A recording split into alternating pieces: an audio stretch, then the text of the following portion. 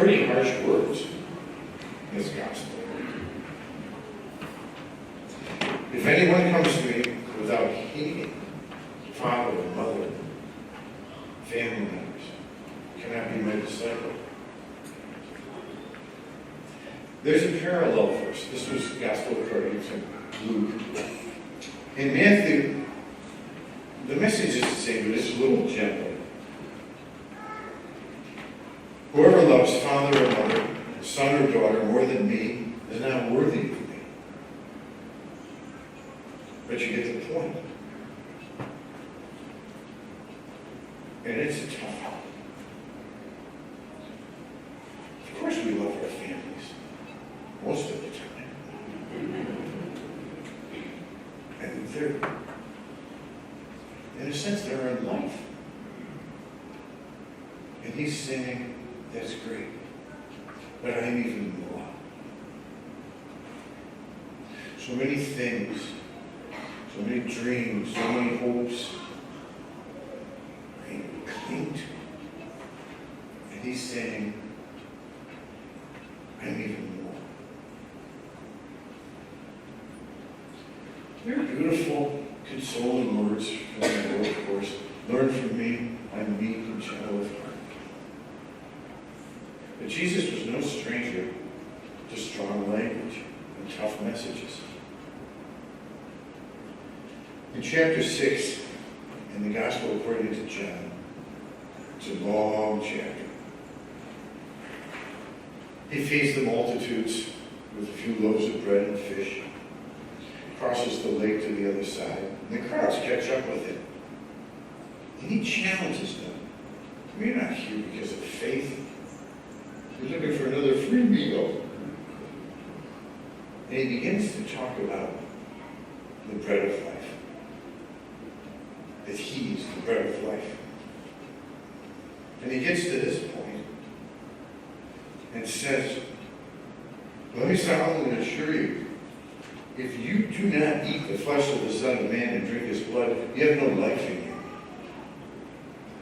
Whoever feeds on my flesh and drinks my blood has life eternal, and I will raise them up on the last day. Then near the end of the chapter, this is verse 60.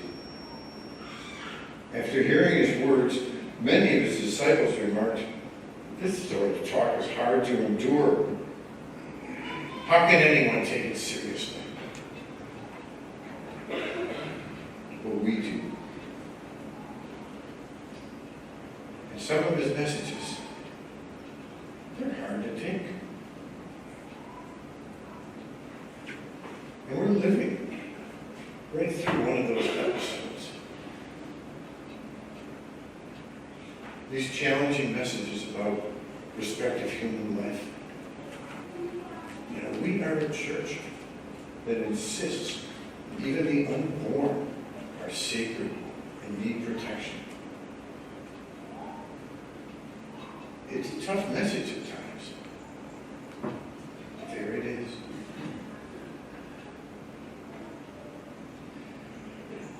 I want to teach you a little song. Many of you know this one already. BJ will help us out. Do you know I have decided to follow Jesus. Anybody know that? Some of you grew up with it. Take it away, BJ.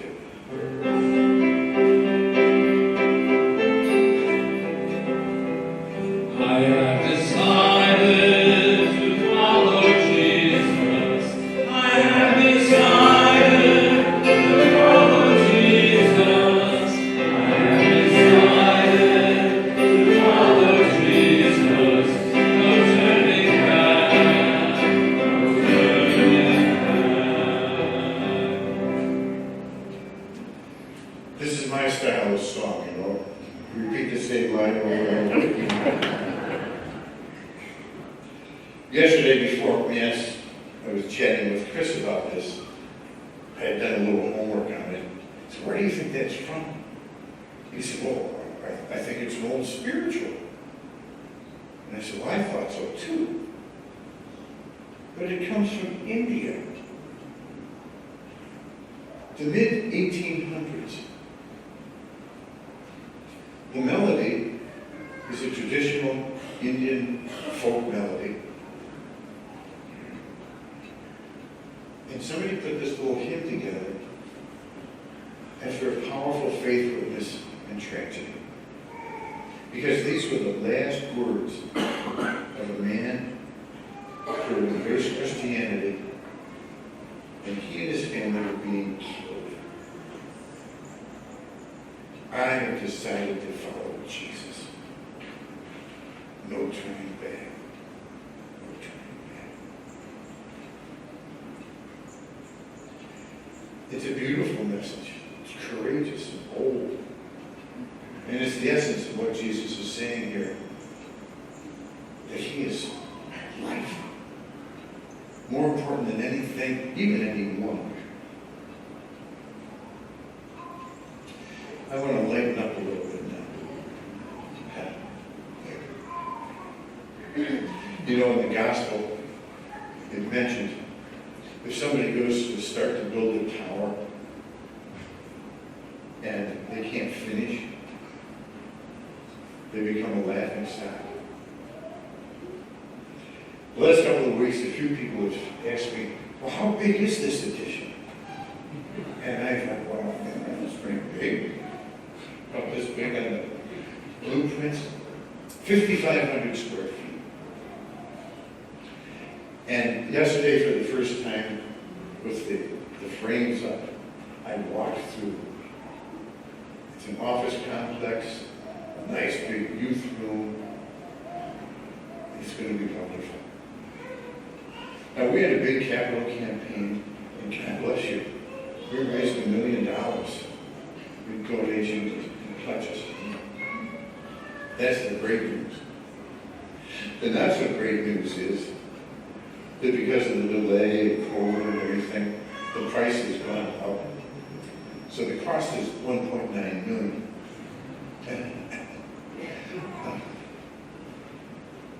And we do have the resources. But seriously, if you can help a little bit or a lot, now, at the end of the year, it will be great. We'd like to keep some savings. We'd like to start some endowments. And as you see that grow, just remember, this is your work. Not just the construction, but what will happen there. That youth room, the way it opens up other parts of the building. This is your work. Our work. To reach out, to welcome. There are a lot of things, a lot of people that cry for our attention, our investment. And among all of those is our Savior. And remember,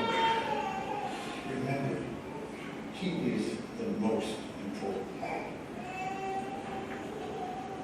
That little story, the last words of that dying man, I have decided to follow Jesus. Lost.